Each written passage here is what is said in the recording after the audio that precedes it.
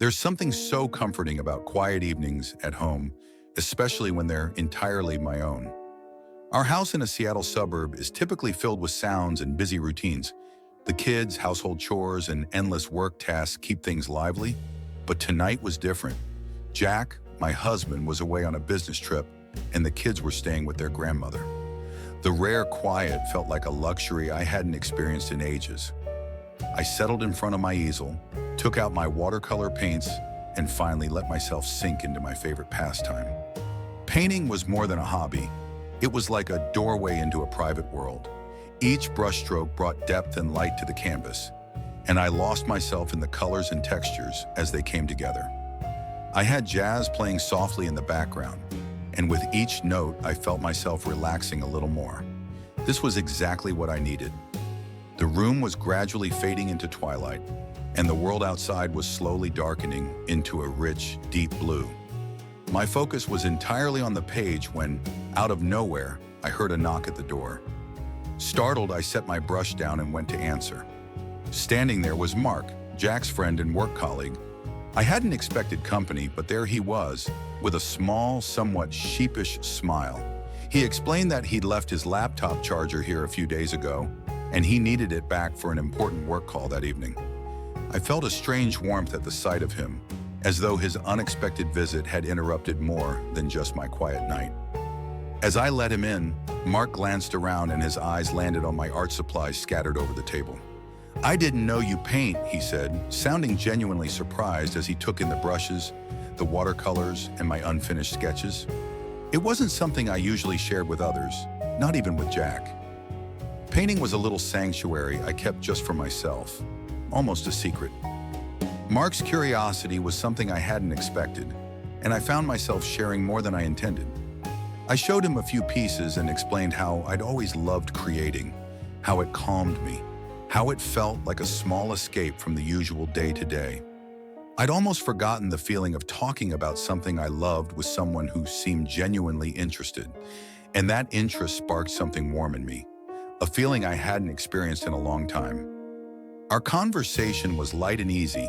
We laughed over stories, shared updates about mutual friends, and I suddenly realized I didn't want the evening to end. Mark's presence felt like a window opening to let in fresh air, and I found myself watching him a little closer, noticing the way his expression softened, the way his eyes met mine. At one point, he held my gaze for a moment longer than expected, as though searching for something more. My heart beat a little faster as I noticed the change in his expression, an almost unspoken understanding that left the air between us heavy with something new. He finally picked up his charger, thanked me, and headed to the door. But he hesitated before leaving, looking back with a hint of the same warmth I was feeling. I watched him go, feeling the calm of the house settle around me once more. But somehow it felt different now. What should have been a simple, ordinary visit lingered in my mind, and I couldn't shake the sense that something had shifted, as subtle as a brushstroke changing the entire tone of a painting. As I left that evening, I told myself that things would go back to normal, that it was just a quick visit to pick up my charger. But even after I got home, I couldn't get our conversation out of my head. The easy way we laughed, the way her eyes lit up when she spoke about her art. It all lingered, replaying in my mind like a song you can't stop humming. I tried to brush it off, to convince myself it was just a passing moment, but something in me had changed. Over the next few days, thoughts of Anna kept coming back. I told myself it was just curiosity, the kind that fades with time. Yet the memory of her laughter, the warmth in her voice, the spark that seemed to light up her whole being, continued to pull at me. It wasn't anything dramatic, just an echo of a feeling that felt a little too significant to ignore.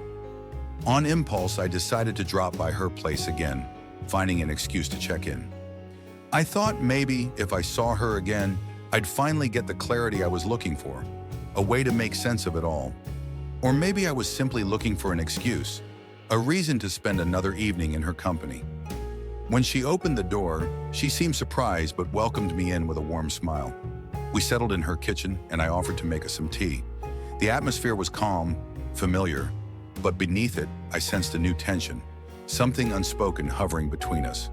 It was as if words had become secondary, and we both felt something in the air, yet neither of us wanted to be the first to break the silence. She talked more about her art, even showing me a few sketches she'd been working on. At one point, as she leaned in to pass me a drawing, I noticed just how close she was. My pulse quickened, and I reached out almost instinctively, our hands briefly touching as she passed me the paper. Our eyes met, and in that instant, it was as if the world around us faded away. Without fully realizing it, I leaned in closer. She didn't pull back, though there was a flicker of surprise in her expression. For a split second, we both stayed there, suspended in the moment, caught between the pull of something unexpected and the weight of knowing we should stop. And then, softly, almost like testing the air, I moved forward and felt her warmth against me. The kiss was gentle, brief, just a light touch that held 1,000 unsaid words. It wasn't dramatic or sweeping, but rather something quiet and careful, like we were both caught off guard by where our feelings had led us. I pulled back slightly, gauging her reaction, and was met with a mix of wonder and hesitation in her eyes. There was no need to speak. The silence was filled with the knowledge of what had just happened and the gravity of what it could mean. Her hand lightly brushed against mine, lingering for just a moment longer. Neither of us seemed sure what to say next, yet in that silence, we both understood. It wasn't a reckless act, but rather a meeting of two people who, without even realizing it, had been searching for something missing in their lives. After a moment, we both straightened up, an unspoken agreement passing between us that we'd let this moment stand alone, untouched. The realization of what had happened settled between us, bringing with it a mix of emotions neither of us could ignore. That brief kiss, fleeting yet so unexpected, left a mark I couldn't shake. After leaving that night, I replayed every second of it in my mind. The stillness of the room, the way she looked at me with a quiet intensity, as if caught between surprise and something deeper. I knew I should have stepped back sooner, put some distance between us, and yet, in that moment, we'd both crossed a line that could never be erased. In the days that followed, I threw myself into work, hoping the usual routine would clear my head. But the memory lingered, subtle yet ever present, tugging at the edges of my thoughts. I kept telling myself it was a temporary feeling, that I'd move on. But the truth was that one fleeting connection seemed to hold a meaning I couldn't ignore. I started asking myself questions that I'd never really taken time to consider. Why had I felt such a pull? Why had that single evening left such an impression? Maybe it was because I had always seen Anna through the lens of friendship, Jack's wife, someone I only knew in passing. But that night I saw her as someone with her own depth, someone who shared a piece of herself with me, revealing a hidden side that most people never saw. Days later, I felt the need to see her again, to talk through what had happened. Perhaps I thought it would give me clarity, help me understand what I was feeling. I called her, and we agreed to meet at a quiet cafe on the edge of town, a modest place where we wouldn't run into anyone we knew. When I arrived, she was already there. Her eyes lit up when she saw me, but there was also a trace of uncertainty. We ordered tea and sat by a window, with the soft patter of rain tapping against the glass. It was the kind of evening that made everything feel a little more introspective, a little more private. "Mark, I'm not sure how to put this," she started, hesitating as she tried to find the right words. "I don't want this to change things with Jack. What happened, it was unexpected, but I can't just pretend it didn't mean something." Her words resonated with my own thoughts. The kiss had been unexpected, yes, but it held a weight that neither of us could dismiss as nothing. It felt like a window into a side of ourselves we'd both forgotten, or perhaps never truly knew existed. We spent the next hour talking, openly and honestly, sharing the emotions and questions that had been swirling in our minds since that night. There was a comfort in the conversation, even though we both knew where it was leading. At one point, as she reached across the table to show me a sketch, our hands brushed. We both paused, feeling the warmth in that slight touch. But this time, we didn't move closer. We both understood that some boundaries couldn't be crossed again. When we finished, I walked her to her car, and we both knew without saying it that this was where things would end. We had found something valuable in each other, something honest. but we also knew it couldn't continue.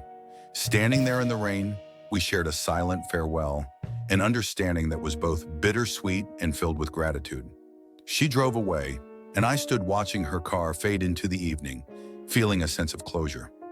The memory of that night would stay with me, not as a lingering ache, but as a reminder of a fleeting connection that had revealed a deeper understanding of ourselves.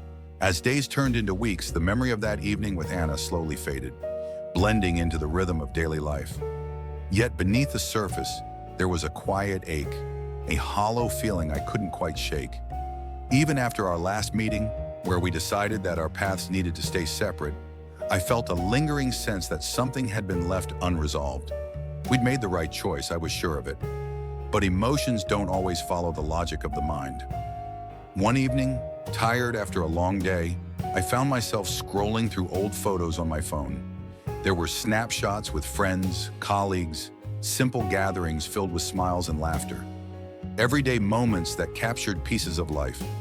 Among them, I came across a picture from a gathering at Jack and Anna's home months earlier.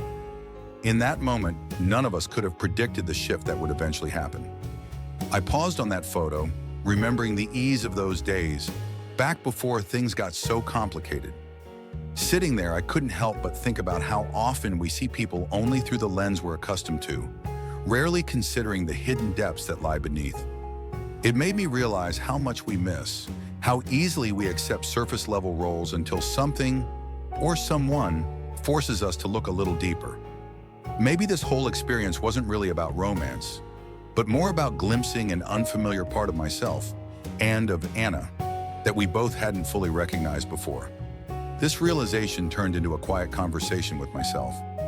It struck me that this encounter wasn't just a passing event, but rather a lesson, a reminder that life's most important moments don't always announce themselves. We only see their impact when we look back, piecing together what they've changed within us.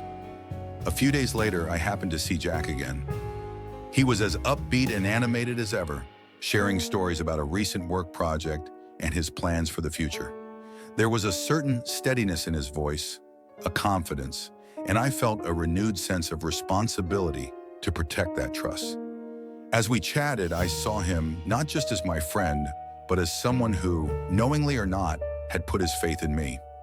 That's when I realized that this journey with Anna wasn't really about seeking new excitement. It was more about exploring our own inner lives, of facing certain parts of ourselves that had been left dormant. In Anna, I had found a mirror, someone who made me question my own understanding of who I was and what I needed. After leaving Jack's house that night, I felt a strange peace settle over me. I walked down the quiet street, under the soft glow of the streetlights, and with each step, I felt that remaining weight lift, bit by bit. Whatever had happened between us, it was now firmly in the past. A memory with meaning, but no need for continuation. When I got back home, I put on the kettle, letting the sound of boiling water fill the silence. There, in the warmth of my own kitchen, I felt a calm I hadn't felt in a long time. This calm was new, a deeper understanding that I had finally found within myself.